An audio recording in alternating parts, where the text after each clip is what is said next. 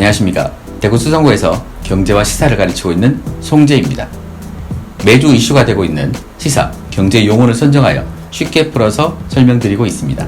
오늘 설명드릴 시사 용어는 GDP, 국내 총생산입니다. GDP는 Gross Domestic Product의 약자로 우리나라 말로는 국내 총생산입니다.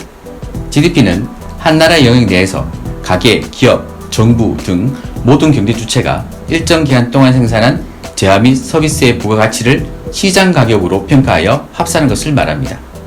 GDP는 현재 경제 성장률 등 생산의 중심 지표로 사용되며 세계은행과 경제협력개발기구의 통계조사 자료로 이용되고 있습니다. 우리나라 역시 1995년 4분기부터 국가의 경제 규모를 나타내는 지표로 국민총생산 GNP 대신 국내 총생산 GDP를 사용하고 있습니다.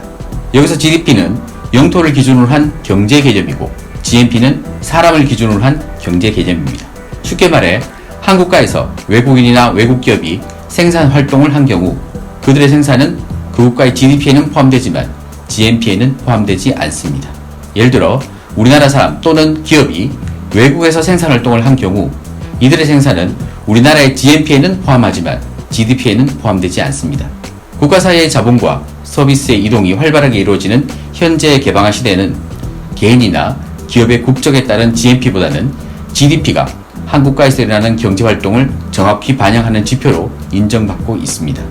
GDP는 당해연도 및 기준연도 중 어느 해의 시장 가격을 이용하여 생산액을 평가하느냐에 따라 명목 및 실질 GDP로 구분됩니다. 명목 GDP는 생산액을 당해연도 시장 가격으로 평가한 것으로서 물가 상승분이 반영된 것이고 실질 GDP는 생산량의 기준연도의 시장 가격을 곱해서 계산하므로 가격 변동은 제거되고 생산량 변동만을 반영된다는 점에서 차이가 있습니다. 우리가 흔히 뉴스를 통해서 접하는 경제 성장률은 실질 GDP의 증가율로 표현된 것입니다. GDP는 현재의 경제 상황을 이해하는 데 중요한 지표 중의 하나로 쓰이고 있습니다. 최근 4월 29일 미국의 상무부는 올해 1분기 미국 GDP 증가율이 연율 기준 마이너스 4.8%를 기록했다고 밝혔습니다. 미국의 분기별 GDP가 마이너스를 기록한 것은 2014년 1분기 이후 처음 있는 일이고 금융위기 직후인 2008년 4분기 이후 최대폭 하락이기도 합니다. 다우존스에 의해 실시된 이코노미스트 설문조사에 따르면 당초 1분기 미국 GDP 하락폭은 3.5%로 예상됐었는데 그마저도 크게 하회한 결과라서 충격을 더하고 있습니다. 이렇게 미국의 국내 총생산 감소율이 금융위기 이후 10년 만에 최대폭을 기록했습니다. 코로나19의 여파가 현실화한 것으로 2분기에는 더 큰 폭의 하락이 우려되고 있습니다. 미국의 전체 GDP에서 67%를 차지하는 소비 지출이 분기 중 7.6% 급감한 것이 미국의 1분기 GDP를 악화시키는 원인이 되었습니다. 코로나19의 여파가 본격화되어 봉쇄령이 내려진 1분기 2주 만에 경제에 재앙적인 결과를 미쳤습니다.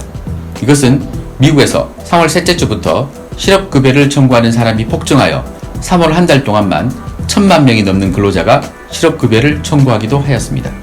그리고 실업급여 청구가 계속 이어지면서 4월 중순까지 청구자 수가 2,600만 명을 넘겼다는 점에서 경제 침체는 당분간 지속될 것이라고 볼 수 있습니다.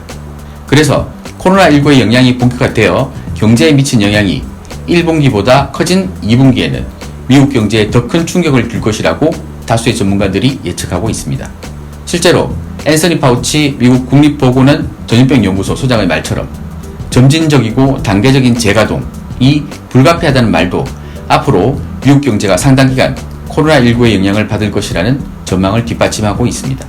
이에 따라 2분기 성장률은 최대 마이너스 50%에 달할 것이란 전망마저 나오고 있는 실정입니다. 이러한 상황을 블룸버그 통신은 미국 경제의 11년 동안 기록적 확장은 끝났으며 지금은 지난 80년 사이 가장 깊은 경기 침체가 진행되고 있다라고 표현하기도 하였습니다. 그럼 평소 일상생활에서 많이 들어봤지만 이해가 되지 않는 경제 시사 용어에 대해서 댓글과 연락을 주시면 동영상으로 설명을 올리도록 하겠습니다. 다음 주에 또 뵙겠습니다.